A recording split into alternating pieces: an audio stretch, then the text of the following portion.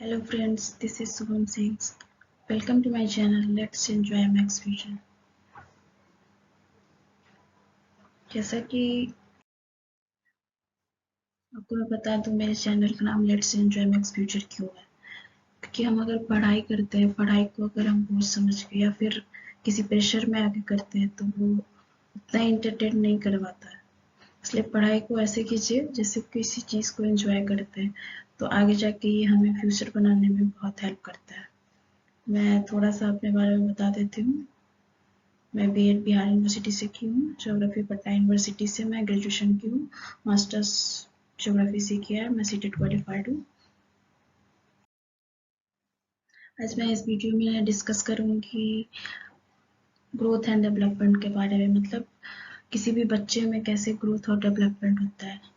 जैसा कि आप सब जानते हैं कि ग्रोथ उसे कहते हैं जो हमें दिखाई देता है, और डेवलपमेंट जो हमें दिखाई नहीं देता है। क्योंकि किसी भी व्यक्ति में जो ग्रोथ होता है वो हम देख सकते हैं, लेकिन डेवलपमेंट वो हम न देख सकते हैं, न उसे मेजर कर सकते हैं। ग्रोथ इंटरनल और एक्सटर्नल पार्ट दोनों में होता है। मतलब कि किसी भी बच्चे के आंतरिक भी ग्रोथ भी होता है और बाहरी भी होता है। बाहरी ग्रोथ जैसे शेप बदलता है, उसका साइज बदलता है, उसका हाइट, वेट, हर कुछ बदलता है, और ये एक स्टेज में जाके रुक जाता है। बट डेवलपमेंट कभी रुकता नहीं है, वो हमेशा चलता रहता है। जैसा ग्रोथ के बारे में मैं बता रही हूँ, it occurs in internal and external part. मतलब कि ये अंदर और बाहर दोनों में होता है, जो हमें दिखता भी है। इट इज़ फिजिकल चेंजेस, ये सिर्फ फिजिकल चेंजेस है जो शारीरिक जो हम देख सकते हैं। जैसे हमारा शेप चेंज होता है, जैसे छोटा बच्चा थोड़ा सा बड़ा होता है तो उसका शेप, साइज, उसकी हाइट भी अलग हो जाती है, फिर वेट भी बढ़ता है। फिर ये इसे बायोलॉजिकल प्रोसेस बोलते हैं, क्योंकि ये एक जैसे जेनेटिक होता है उस तरह से ये होता है। किसी किसी की हाइट बहुत छोटी होती है, किसी किसी की हाइट बहुत लंबी हो जाती है। थोड़ा बहुत उसमें जेनेटिक फैक्टर भी होता है, और ये ऑटोमेटिक होता है। मतलब कि ये नहीं है कि बच्चा पहले बड़ा हो जाएगा फिर छोटा होगा, ऐसा नहीं होता। वो एक सीक्वेंस वाइज चलता है और उसमें ऑटोमेटिक हर चीज़ चेंज हो जाती है। Physical changes are stops at maturity. मतलब फिजिकल चेंजेस जो होता है वो एक लेवल पे आके खत्म हो जाता है। जैसे एडोलेसेंस के पीरियड के बाद जब वो बच्चा मैच्योर हो जाता है, उसके बाद उसके अंदर फिजिकल ग्रोथ होना बंद हो जाता है। अप्रॉक्स एज 18 टू 20 के बाद ये होना बंद हो जाता है। जैसे कि आप लोग जानते हैं, इसमें से साइज, हाइट, वेट सब कुछ बदलता है ग्रोथ के लिए। इसी तरह इसका एक कुछ एग्जांपल है, देखिए इसमें। जैसे ये छोटा बच्चा है, फिर उससे थोड़ा सा बड़ा होता है, फिर उससे बड़ा, उससे बड़ा। इसके हर चीज में चेंज है, इसके शेप में भी, इसके हाथ पैर हर कुछ के शेप साइज में सब कुछ में चेंज है। उसी तरह डेवलपमेंट है, जिसको हम हम देख नहीं सकते हैं, ना हम नाप सकते हैं। बच्चा जब माँ के गर्भ में होता है तब से, और जब वो कर्भ में कब्र मतलब कि जब मरने के बाद तक, उस मरने के बाद उसकी डेवलपमेंट होती है, लेकिन हम देख नहीं सकते। पहला डेवलपमेंट इज कॉम्प्लेक्स प्रोसेस। मतलब कि ये बहुत जटिल है, इसकी कोई सीमा नहीं है कि हाँ ये कहाँ तक चलेगा। Development is continuous process through which changes throughout our life. Development एक ऐसी प्रक्रिया है जो हमारे लाइफ में हर टाइम बदलता रहता है। सीखने की कोई उम्र नहीं होती, लोग कहते हैं। ऐसा सही बात है कि आप लास्ट लास्ट तक किसी चीज़ की सीखने की ना कोई एज होती है, ना कोई टाइम होती है। बस आप सीख सकते हैं। Development is modifiable, changeable. मतलब कि डेवलपमेंट हमेशा चेंज होता रहता है। किसी कोई कोई बच्चा बहुत छोटे से उम्र में ही बहुत कुछ सीख लेता है, बहुत बच्चा अपने उम्र में भी होके नहीं कुछ सीखता है, तो उसकी कहीं रेट में थोड़ा सा अंतर होता है, इस वजह से ऐसा होता है। Development is influenced by interplay of biological, cognitive and social emotional process. Development है, कुछ बायोलॉजिकल फैक्टर होता है, कुछ कॉग्निटिव फैक्टर होता है, कुछ सोशल इमोशनल प्रोसेस, मतलब कुछ इन्वायरमेंट का भी इफेक्ट होता है उस पर। डेवलपमेंट बहुत तरह से होता है, समाज के थ्रू भी होता है, या फिर इमोशन से होता है, बहुत कुछ से होता है। यूनिवर्सल प्रोसेस है जो कभी हर तरह से, हर टाइप में ये डेवलप करता है। ये नहीं है कि सिर्फ आप अगर पढ़ाई कर रहे हो तो उसमें ही डेवलप करोगे, ऐसा नहीं है। आप कहीं से भी कुछ भी सीख के आप उसको डेवलप कर सकते हो। और ये मैंने बता दिया है कि ओम टू टूम चलता है।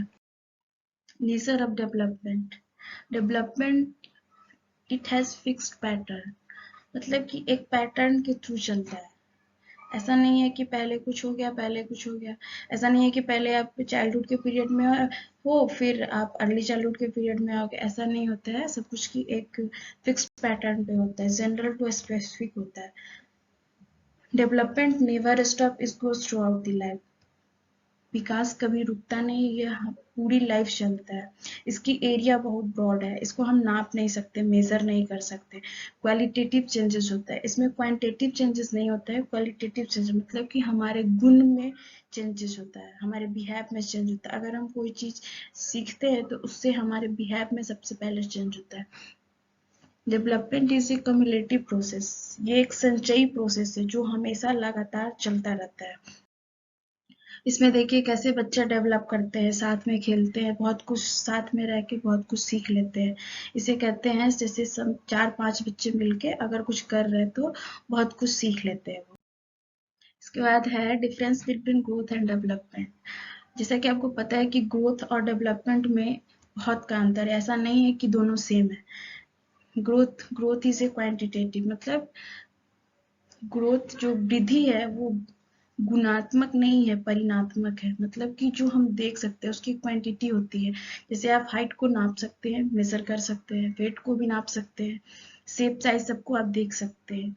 लेकिन डेवलपमेंट क्या है, दोनों है, क्वालिटेटिव और क्वांटिटेटिव। मतलब कि परिणात्मक भी इसमें डेवलप होता है और क्वालिटेटिव, उसके गुण भी बढ़ती है। Growth is structural physical changes only, वृद्धि वो सिर्फ फिजिकल चेंजेस होता है सिर्फ। और development all aspects are included such as physical, cognitive, social, emotional, etc. मतलब कि ये हर एस्पेक्ट में आपको को डेवलप करता है। इसकी एरिया बहुत नैरो होती है, इसलिए इसकी एरिया नैरो होती है क्योंकि एक सर्टेन पीरियड के बाद जाके ये रुक जाता है और इसे हम मेजर कर सकते हैं। और इसकी ब्रॉड एरिया होती है जो हम नाप नहीं सकते, बस एब्जॉर्ब कर सकते हैं।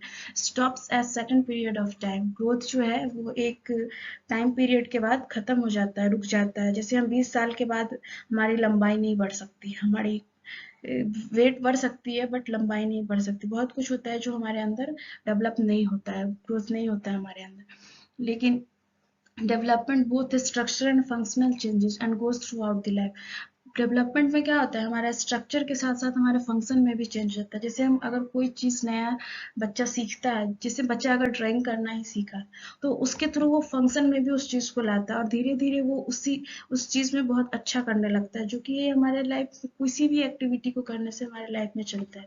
इट इज मेजरेबल, ग्रोथ हमेशा मेजर किया जा सकता है, लेकिन डेवलपमेंट कभी नहीं किया। उसको हम एसेस कर सकते हैं, उसको हम देख सकते हैं, महसूस कर सकते हैं, लेकिन उसको टच नहीं कर सकते ना देख सकते। लेकिन ग्रोथ को हम टच भी कर सकते हैं और देख भी सकते हैं। जैसा कि आगे आपको मैं बता रही हूँ, टाइप्स ऑफ डेवलपमेंट। डेवलपमेंट के टाइप्स हैं जैसे physical development, cognitive development, social development, emotional development, intellectual development and moral development. इसमें हमें मेनली 4 डायमेंशन ऑफ डेवलपमेंट है, मेनली हमें 4 डेवलपमेंट के बारे में ही पढ़ना पड़ता है, जिसे हम शॉर्ट फॉर्म में कहते हैं PCSE। मतलब physical development, social development, cognitive development and emotional development. देखिए जैसे कि इसमें बच्चा एक चारों डेवलपमेंट के बारे में इसमें दिखाया गया है, जो आप देख सकते हैं अच्छे से। पहला है फिजिकल डेवलपमेंट। फिजिकल डेवलपमेंट जैसे मैंने बता दिया है कि साइज, शेप और फिजिकल मेट्रिक, जो बॉडी में जो चेंजेस आते हैं उसको हम फिजिकल डेवलपमेंट करते हैं। फिजिकल डेवलपमेंट के अंतर्गत मोटर स्किल्स भी, मोटर स्किल्स के थ्रू होता है। मतलब कि हमारे एक्टिविटी के थ्रू मोटर स्किल्स 2 टाइप्स के होते हैं। पहला ग्रॉस मोटर स्किल्स, जिसे लार्जर मूवमेंट कहते हैं, जैसे बच्चा अपने हाथ पैर इंटायर बॉडी के थ्रू जो काम करता है, जैसे भागना, जंप, रन, सिट, वॉक या रस्सी कूदना, ये सब चीज होता है जिसे हम ग्रॉस मोटर के थ्रू करते हैं। फाइन मोटर स्किल्स उसे कहते हैं जब बच्चा अपना हैंड और फिंगर विथ आई के कांटेक्ट से अगर कोई काम करता है उसे करते हैं, जिसमें इस फाइन मोटर्स में कंसंट्रेशन बहुत ज़्यादा ज़रूरी होता है। जैसे लिखना, जैसे पेंटिंग करना, ड्राइंग करना, या फिर वीविंग, ये सब में बहुत सारा दिमाग कंसंट्रेट करके करना पड़ता है। अगर आप थोड़ा सा भी अपना हैंड का ये हटाए तो वो आपको गड़बड़ हो जाता है, वो सही से नहीं होता है। इसलिए फाइन मोटर बहुत अच्छे से किया जाता है।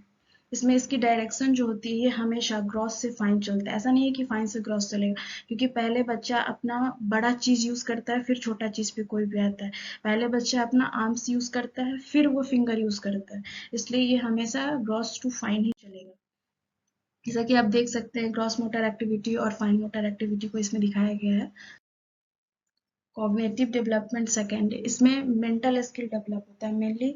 इसमें बच्चा अपने दिमाग से हर कुछ सोच सकता है, हर कुछ अपने दिमाग से ही कर सकता है। उसमें एक प्रोसेस जानने की, एक जो प्रोसेस होती है उसे कहते हैं कॉग्निटिव डेवलपमेंट के अंतर्गत रखा है। इसमें बच्चा सोच भी सकता है, किसी चीज़ के लिए रीजनिंग भी लगा सकता है, प्लानिंग कर सकता है, अपना डिसीजन भी निकाल सकता है, और प्रॉब्लम भी सॉल्व करने की उसके अंदर क्षमता आ जाती है। इसमें मेमोरी बहुत ज़्यादा ही होता है, अटेंशन रहता है, लैंग्वेज भी डेवलप होता है। हर कुछ डेवलपमेंट जो भी माइंड से रिलेटेड होता है वो सब कॉग्निटिव डेवलपमेंट से रिलेटेड होता है। जैसा कि देखिए, इसमें बच्चा अपना खिलौना कितने अच्छे से बना रहा है। अभी तो उसकी छोटी, वो दिमाग लगा के ही बना रहा है। इसमें वो बच्ची जो दिखा रही है वो भी अपने मैथ्स जो बना रही है उसके थ्रू, उसमें भी अपना माइंड यूज ही कर रही है। इसके बाद है सोशल डेवलपमेंट। सोशल डेवलपमेंट में क्या होता है कि हम समाज में रह के, जरूरी नहीं कि समाज ही, आपके घर में भी दो लोग हैं या दो बच्चे या किसी के बीच में भी रह के हम जो कुछ भी सीखते हैं उसे इंटरेक्ट होके, उसमें हम अगर एक्टिव मेंबर है या फिर कॉपरेट करना, किसी के साथ कैसे रहते हैं, ये सब हम समाज के थ्रू ही सीखते हैं। इसलिए कहते हैं कि जैसा समाज मिलता है बच्चा उस तरह का डेवलप करता है। जरूरी नहीं है कि आपकी अगर डेवलपमेंट ऐसी है तो कैसे होगा। जिन्हें जिस तरह की इन्वायरमेंट मिलती है बच्चा उस तरह का ढल जाता है। इसलिए कहीं कहीं देखिएगा, दो घर का बच्चा, एक ही घर का दो बच्चा है लेकिन वो दोनों अलग अलग होता है। क्यों? क्योंकि दोनों की इन्वायरमेंट अलग मिली होती है। तो इसलिए दोनों में बहुतों का अंतर होता है। इसलिए समाज की बहुत बहुत बहुत बड़ी इफेक्ट पड़ती है डेवलपमेंट में। एंड नेक्स्ट है इमोशनल डेवलपमेंट, जिसमें फीलिंग, हमारी फीलिंग और इमोशनल रिस्पॉन्स जो हमारे खुद के ऊपर कंट्रोल भी होता है, करना पड़ता है, और उसे एक्सप्रेस भी करना आना चाहिए सही से।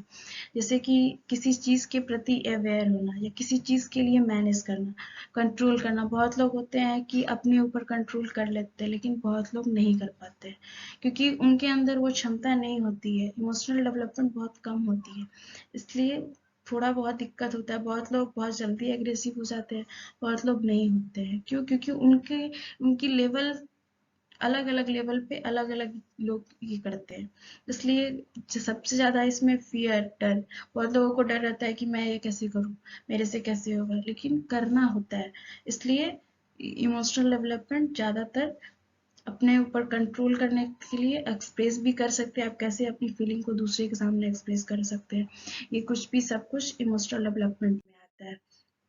एंड मैं लास्ट में यही बोलूंगी कि अपने ऊपर विश्वास रखिए, always believe on self. And then channel को लाइक कर दीजिएगा, सब्सक्राइब करके कमेंट कर दीजिएगा और शेयर भी कर दीजिएगा अगर अच्छा लगा हो तो।